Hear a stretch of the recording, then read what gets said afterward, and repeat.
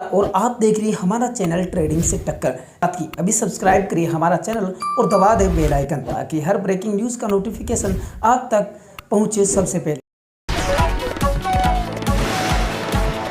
चलिए करते हैं अगली बड़ी खबर के बारे में। बिहार चुनाव में गजब हो गया। वोटिंग में बिहार ने नया इतिहास रच दिया। अब तक के सारे रिकॉर्ड टूट गए हैं। पहले चरण की वोटिंग में 75 साल का रिकॉर्ड टूट गया है। बिहार के वोटरों ने खूब वोटिंग की। नतीजा यह हुआ कि पहले चरण में बिहार चुनाव में मतदान प्रतिशत के सभी रिकॉर्ड टूट गए हैं। चुनाव आयोग के मुताबिक बिहार में पहले चरण में अब तक का सबसे अधिक 64.66 वोटर टर्नआउट रहा है।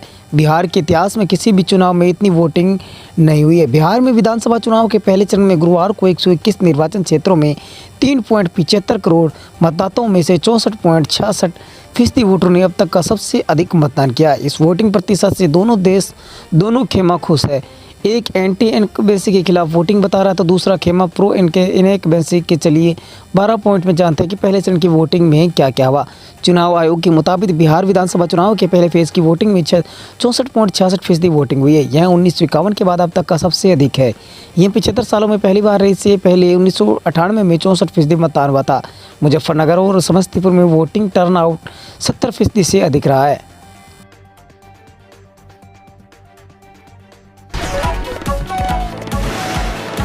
चलिए बात करते हैं अगली बड़ी खबर के बारे में। बिहार विधानसभा चुनाव 2025 में 121 सीटों पर बम्पर वोटिंग के बाद अनुमानों का दौर शुरू हो चुका है। बीजेपी नेता और उप मुख्यमंत्री सम्राट चौधरी ने एनडीए के 100 सीटों पर एनडीए के जीतने का दावा किया है। वहीं महागठबंधन की अगुवाई कर रहे आरजेडी नेता तेजस्वी यादव ने यह दावा नहीं किया कि उनके गठबंधन को कितनी सीटें आएंगी, लेकिन ये जरूर कहा कि बम्पर वोटिंग के जरिए बिहार की जनता ने महागठबंधन की जीत पर मोहर लगाने का काम किया है। पश्चिम बंगाल विधानसभा चुनाव में प्रशांत किशोर ने सटीक भविष्यवाणी की थी कि तमाम सर्वे एजेंसियां जहां बीजेपी के जीतने का अनुमान कर रहा, वहीं प्रशांत किशोर लगातार दावा कर रहे थे कि बीजेपी 100 सीटों के नीचे रह जाएगी। चुनाव रिजल्ट आने के बाद प्रशांत किशोर का अनुमान बिल्कुल सटीक रही है।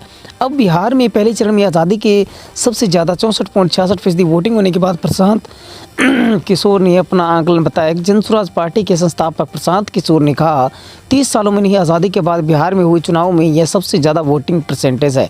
यह दो बातों को दिखाता है। पहला कि जो बात हम लोग पिछले कई महीनों से, बल्कि मैं 1 साल से कह रहा हूँ कि बिहार में 60% से ज़्यादा जनता बदलाव चाहती है। पिछले 25 से 30 साल से जो राजनीतिक विकल्प के आभार में एक तरह से धीरे धीरे राजनीतिक को लेकर, चुनाव को लेकर उदासीनता बन गई थी। विकल्प नहीं था लोगों के पास। जब जन स्वराज के आने से उनको एक नया विकल्प मिला है।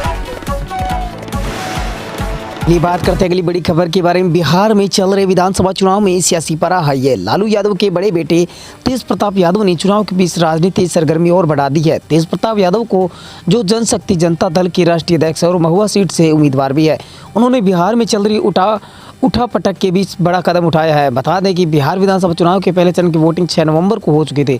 इस चरण में तेज प्रताप यादव की सीट महुआ में भी वोटिंग हो गई। तेज प्रताप यादव ने चुनावी नतीजों से पहले ही लालू यादव की पार्टी राजद की धुर विरोधी इस भाजपा के साथ हाथ मिलाने के संकेत दिए। उन्होंने भाजपा सांसद रवि किशन से मुलाकात की और मैंने पहले ही बोला था कि रोजगार की बात करेगा उसी के साथ रहूंगा। भाजपा सांसद रवि किशन ने तेज प्रताप यादव से मुलाकात के बाद कहा कि वह तेज प्रताप यादव एक दयालु हृदय वाले व्यक्ति हैं। भोलेनाथ के भक्त है। रवि किशन ने कहा कि भाजपा उन सभी लोगों के लिए अपना दिल खुला रखती है जिनका उद्देश्य सेवा है। जनशक्ति जनता दल के राष्ट्रीय अध्यक्ष और महुआ विधानसभा क्षेत्र से उम्मीदवार तेज प्रताप यादव ने कहा कि मैं रवि किशन से पहली बार मिला हूं। वो भगवान के भगत और हम भी भगत है। तेज प्रताप ने आगे कहा, मैंने शुरू से कहा था कि जो भी बेरोजगारी दूर करेगा और रोजगार देगा, मैं उसके साथ हूँ। बात करते हैं अगली बड़ी खबर के बारे में। बिहार विधानसभा चुनाव 2025 के पहले चरण में रिकॉर्ड तोड़ वोटिंग हुई। बिहार ने इतिहास रच दिया। बीते गुरुवार 6 नवंबर 2025 को पहले चरण के मतदान में वोटिंग प्रतिशत 64.66 रहा। इस पर आज शुक्रवार को मुख्यमंत्री नीतीश कुमार ने अपनी प्रतिक्रिया दी। साथ ही लोगों से अगले चुनाव के लिए बड़ी अपील भी की। मुख्यमंत्री नीतीश कुमार ने अपने एक्स पोस्ट में लिखा कि पहले चरण में रिकॉर्ड मतदान के लिए बिहार के लोगों का हृदय से धन्यवाद।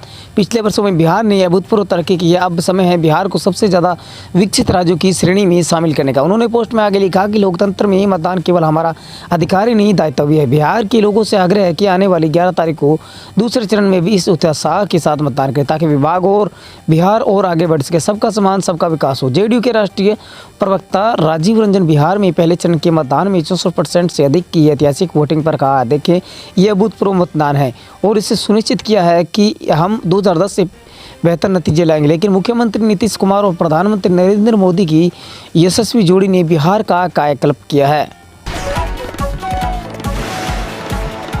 चलिए बात करते हैं अगली बड़ी खबर के बारे में। ऑपरेशन सिंदूर के बाद भारत अपनी सेना को मॉडर्न बनाने के लिए अरबों खरबों रुपए प्रोजेक्ट पर काम कर रहा है। हम स्वदेशी फिक्स्ड जनरेशन 5 फाइटर जेट से तरह तरह की मिसाइलों और एयर डिफेंस सिस्टम पर अरबों रुपए खर्च कर रहे हैं, क्योंकि हम पाकिस्तान और चीन जैसे करीबी दुश्मनी देशों से घिरे हुए हैं।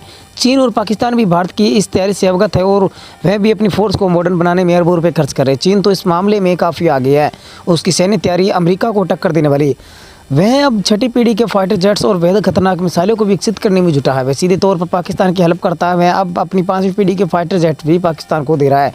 एक कारण भारत के लिए हमेशा से सुरक्षा माहौल चुनौतीपूर्ण रहे हैं, लेकिन चीन और पाकिस्तान से इतर भारत का एक तीसरा दुश्मन भी है। उसका नाम है तुर्की। यह पाकिस्तान का बेहद करीबी दोस्त है। तुर्की भी हथियारों की इस होड़ में बुरी तरह शामिल हो गया। बीते के दौरान इस तुर्की ने अपने हथियार और ड्रोन से पाकिस्तान की भरपूर मदद की थी। वहीं तुर्की है जो अंतर्राष्ट्रीय मंचों पर खुलकर भारत विरोधी बयान देता है। इस तुर्की ने चंद रोज पहले करीब 95 करोड़ रुपए की डील को अंतिम रूप दे दिया है। बात करते हैं इस बीच बिहार चुनाव को लेकर। बिहार विधानसभा चुनाव के पहले चरण का मतदान हो चुका, अब दूसरे चरण का प्रचार प्रसार जारी। इस कड़ी में आज हुई एक वरिष्ठ नेता बिहार में चुनाव प्रचार कर रही। इसी बीच एक बड़ी खबर सामने आ रही। जानकारी के अनुसार लोजपा रामविलास के राष्ट्रीय अध्यक्ष और केंद्रीय मंत्री चिराग पासवान को शुक्रवार को बड़ी परेशानी का सामना करना पड़ा। उन्हें अपने हेलीकॉप्टर में करीब 45 मिनट तक बैठे रहना पड़ा, लेकिन उड़ान की अनुमति नहीं मिल सकी।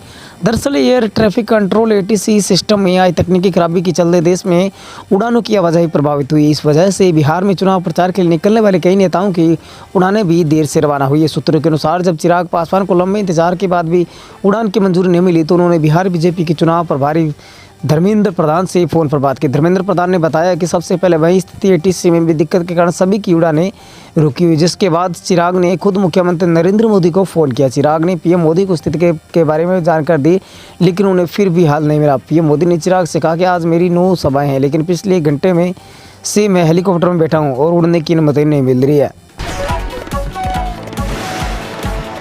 पीछे एक फिर बड़ी खबर। ICC women cricket world cup 2025 के सेमीफाइनल में भारत के हाथ मिली हार का गम ऑस्ट्रेलिया कप्तान एलिसा हिली मिटा नहीं पा रही है। इसका खुलासा हाल ही में उन्होंने किया कि हरमनप्रीत कौर की अगुवाई चैंपियन टीम इंडिया ने सेमीफाइनल में 339 रनों के रिकॉर्ड को टारगेट चेज करते हुए 7 बार की चैंपियन ऑस्ट्रेलिया को बाहर का रास्ता दिखाया।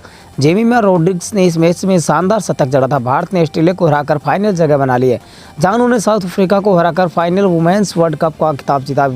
वीलोटो क्रिकेट पॉडकास्ट पर बात करते हुए एलिसा हिली ने कहा कि उन्हें अपनी टीम के अभियान पर गर्व है, लेकिन भारत के खिलाफ हार का गम वह नहीं मिटा पा रही। उन्होंने कहा, मैं झूठ नहीं बोलूँगा, मैं बेहतर हो जाऊँगी। हमने 7 हफ्तों में कई वाकई बेहतरीन क्रिकेट खेला, लेकिन भारत की बाधा पार नहीं कर पाई। यह निराशाजनक, लेकिन मैं इस बात को लेकर उत्साहित हूँ कि यह टीम अगले चक्कर में क्या कर सकती है। हिली ने स्वीकार किया कि ऑस्ट्रेलिया ने 338 रन बनाने के बावजूद टीम ने कुछ रन कम बनाए थे। उन्होंने कहा, मुझे सच में लगा था कि हमने थोड़े कम रन बनाए। जब पेस एलिस और फोर्बे बल्लेबाजी कर रही थी तो हम 350 से ज़्यादा रन बनाने की उम्मीद कर रहे थे। अगर हम वहाँ और जोर लगाते तो फ़र्क पड़ता।